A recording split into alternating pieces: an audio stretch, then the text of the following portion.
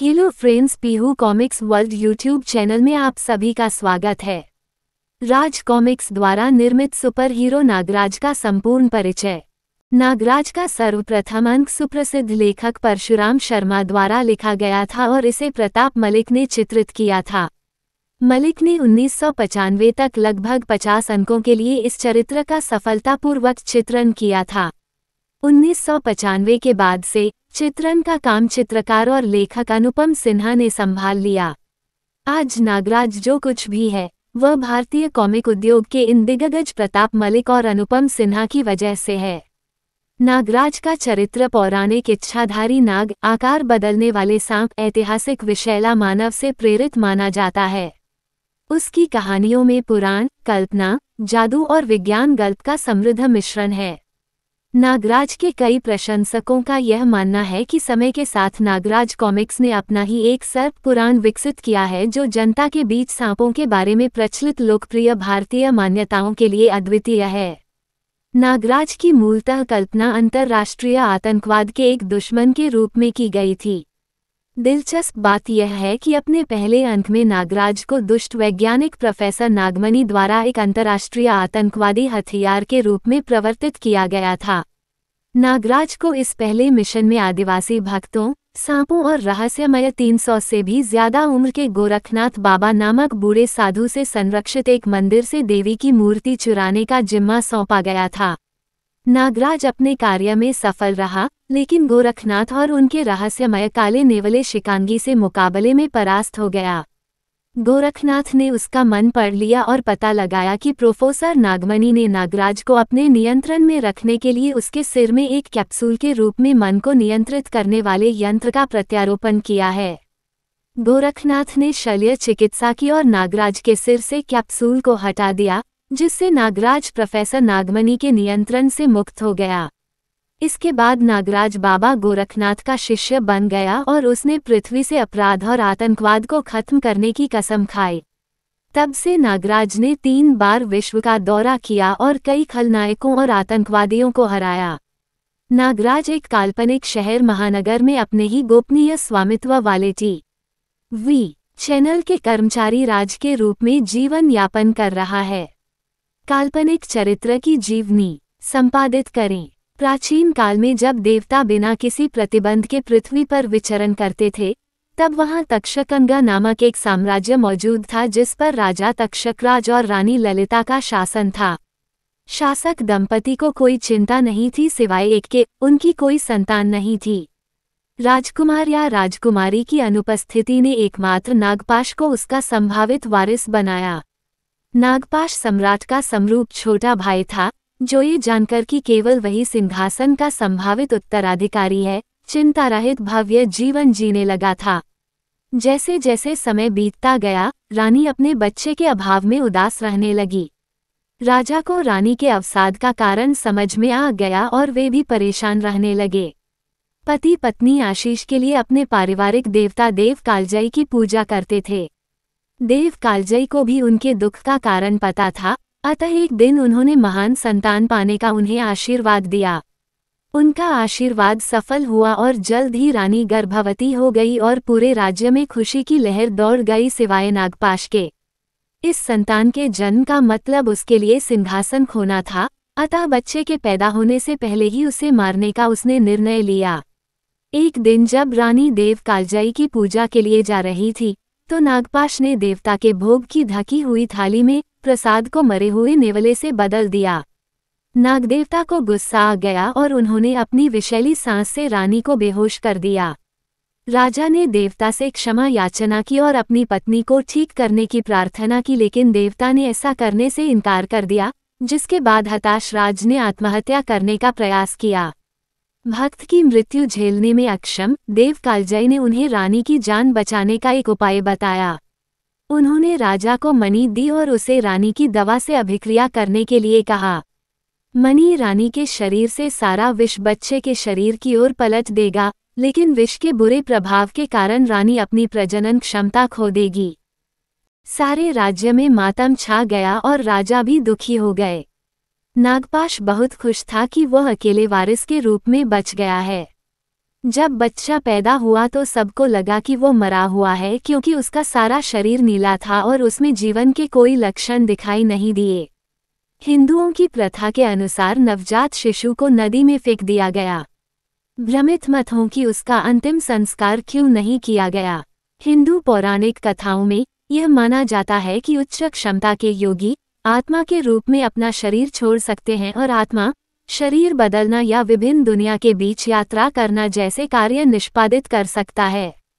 यह एक हिंदू प्रथा है कि जब कोई शिशु मृत पैदा हो या बचपन में ही उसकी मृत्यु हो जाए तो उसका शरीर नदी में प्रवाहित किया जाता है कि अगर कोई आत्मा उस शरीर का उपयोग करना चाहे तो वह उसे ले सकता है। इसी कारण से जब वयस्क मरते हैं तो उनका शरीर आग में नष्ट किया जाता है, क्योंकि वयस्कों का एक सामाजिक जीवन होता है और उनके शरीर के दुरुपयोग की संभावना रहती है। नागपाश खुशी से झूम उठा और सीधे नशे में धुत देव कालजई के पास गया। देवता विशाल 2 सिर वाले सांप के रूप में भव्य शाही खजाने की भी रक्षा करते थे और उनसे ये कहते हुए शाही खजाने को सौंपने के लिए कहा कि वह सिंहासन का एकमात्र उत्तराधिकारी है, इसलिए शाही खजाने पर उसका अधिकार है। देव कालजई ने इनकार कर दिया और उससे कहा कि सिंहासन का असली उत्तराधिकारी जीवित है और जब समय आए तब खजाना उसे सौंप दिया जाएगा। नाराज होकर नागपाश ने देवता के विरुद्ध अपनी तलवार उठाई, लेकिन विशाल सांप की पूंछ के मात्र झटके से दूर जा गिरा। नागपाश 2 कटोरों पर गिरा, एक में बेहद जहरीला विष हालाहल, जिसे हिंदुओं ने सबसे खतरनाक विष माना है, था, जिसने उसके चेहरे को नष्ट कर दिया गया और उसके खून में मिल गया, और दूसरे में अमृत था, जिसने उसे अमर बना दिया। दोनों के एक साथ प्रभाव ने नागपाश को एक अमर विषैला आदमी बना दिया। उस समय नागपाश अपने शरीर के बदलाव को सहन नहीं कर सका और बेहोश हो गया। जब राजा को देव कालजई ने इन घटनाओं के बारे में सूचना दी तो उन्हें पता चला कि उनका बेटा मरा नहीं है और उन्हें अपने जीवन के प्रति संभावित खतरों का भी एहसास हुआ। अतः उन्होंने तिलिस्म के महान ज्ञानी अपने वफादार ज्योतिषी वेदाचार्य को आदेश दिया कि वे खजाने को ऐसे तिलिस्म में संरक्षित करें जिसे केवल उनका बेटा तोड़ सके। वेदाचार्य ने देव कालजई के सहयोग से तिलिस्म तैयार किया ताकि सुनिश्चित हो कि सिवाय राजा के बेटे के कोई उस तिलिस्म को तोड़ने में सक्षम न हो, अमर नागपाश भी नहीं। जब नागपाश को होश आया तो उसने महसूस किया कि वो खजाना खो चुका है। गुस्से में आकर उसने राजा और रानी की हत्या कर दी। जीवन क्रिया रहित स्थिति में शिशु नदी में बहता हुआ झाड़ियों में जाकर फंस गया। वहां पर वह लंबे समय तक पड़ा रहा।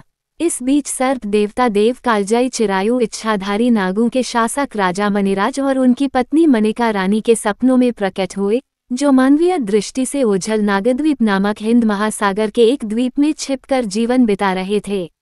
उन्होंने शिशु का स्थान बताया और उनसे उसका इलाज करने के लिए कहा। उन्होंने कहे अनुसार किया तथा शिशु को ढूंढ निकाला और उन्हें ये भी पता चला कि वह द्वीप के महान सर्प महात्मा कालदूत से भी ज्यादा विषैला है, जो ये संकेत देता है कि उसके पास भगवान का दिव्य विष है।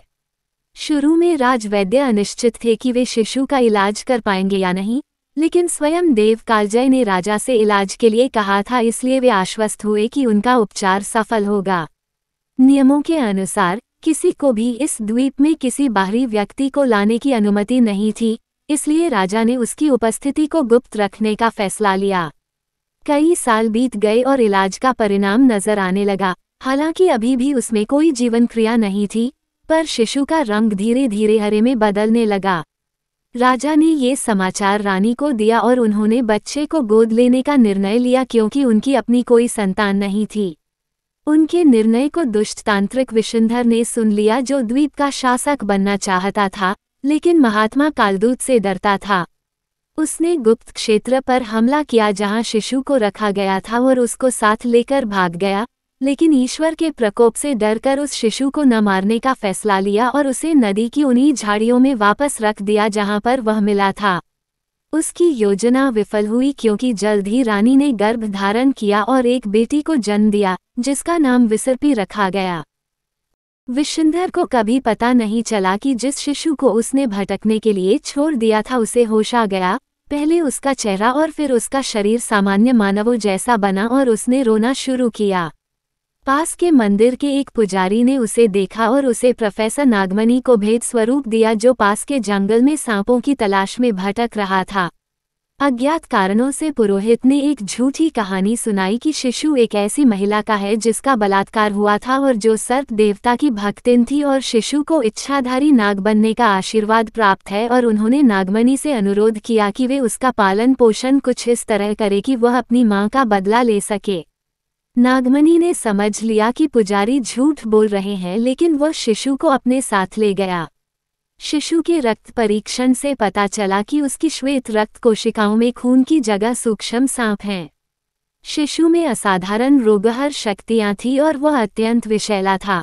उसने शिशु का पालन पोषण किया, जो आगे चलकर नागराज बना। शत्रु प्रोफेसर नागमणि, नागराज का तथाकथित निर्माता जिसने नागराज का पालन पोषण किया। थोडंगा एक अजीब अफ्रीकी मानव जानवर, उसकी विशेषताएं गेंडा, हाथी और कछुए से मिलती जुलती है।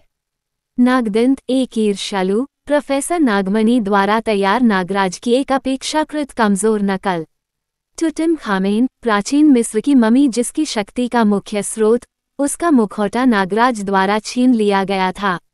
मिस किलर जापान की सुंदर युवा दुष्ट वैज्ञानिक। नगीना एक महिला तांत्रिक और आकार बदलने वाली सांप। विशुंधर एक पुरुष तांत्रिक और आकार बदलने वाला सांप। जादूगर शकुरा अमर विजार्ड बोनो के एक विदेशी ग्रह से दुष्ट ओझा। नागपाश नागराज का अमर विशैला चाचा जिसने उसके माता पिता की हत्या की। गुरुदेव नागपाश का गुरु, विज्ञान का अच्छा ज्ञाता लेकिन इरादों का बुरा, जो नागपाश के माध्यम से दुनिया पर शासन करना चाहता है। केंटुकी नागपाश गुरुदेव का एक छात्र, जो शारीरिक रूप से शक्तिशाली सांप है। पोल्का एक आतंकवादी और वैज्ञानिक जो नागपाश के लिए काम करता है। जुलू एक अफ्रीकी ओझा जोड़ वैज्ञानिक। सपेरा एक ऐसा आदमी जिसकी शक्ति नागराज की कमजोरी है, यानी सांप को लुभाने वाला संगीत। करणवशी एक जादूगर जो लोगों को वश में रखने के लिए सम्मोहन का उपयोग करता है। पारदर्शी एक अदृश्य आत्मा जिसने नागराज के आकार बदलने वाली शक्ति का एक बड़ा हिस्सा चुराया तथा अभी और अधिक चाहता है। विष अमृत अनैसर्गिक शक्तियों वाली जोड़ी, जो छुपा छुपी खेलते हुए पृथ्वी पर निर्दोष लोगों को परेशान करती है। खलनायक नागराज नागराज के दिमाग का बुरा हिस्सा, जो अभी भी उसके अचेतन मन में मौजूद है। तंत्र भारती के नानाजी, जिन्होंने भारती के भाई अग्रज का शरीर धारण कर लिया और दुनिया पर राज करना चाहते हैं। ज्ञात रिश्तेदार और करीबी दोस्त। अपने कर्मों से नागराज ने कई दोस्त बनाए, जिनमें कई केवल एक बार दिखाई दिए, कुछ अनेक बार और बहुत कम उसकी कहानियों में जगह बनाते हुए, यदा कदा प्रकट होते हुए स्थायी किरदार बन गए। यहाँ उनके अंकों में सुविख्यात किरदारों की सूची दी जा रही है। राजा तक्षकराज दिवंगत पिता। रानी ललिता दिवंगत माँ। बाबा गोरखनाथ गुरु। महात्मा कालदूत गुरु। दादा वेदाचार्य गुरु। देव कालजयी पारिवारिक देवता। नागपाश चाचा दुश्मन। भारती मित्र। विसर्पी नागद्वीप की रानी, नागराज की प्रेमिका। नागरानी नागराज के बेटे नागीश की मां समानांतर आयाम में।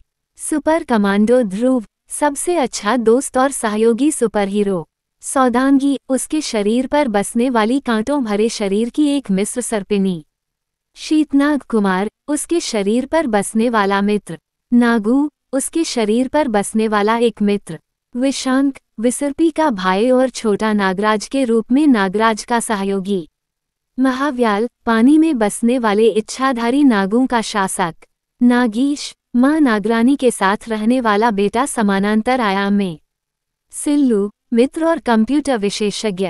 अय्यर तमिल शिक्षक नागराज का नवीनतम जुनून है नई भाषाएं सीखना। प्रोफेसर श्रीकांत अदृश्य हत्यारा जो घटनाओं से प्रेरित व्यक्तित्व है। नागराज के संपूर्ण अंकों को सुनने के लिए Pihu comics world YouTube channel को सब्सक्राइब करें। धन्यवाद दोस्तों।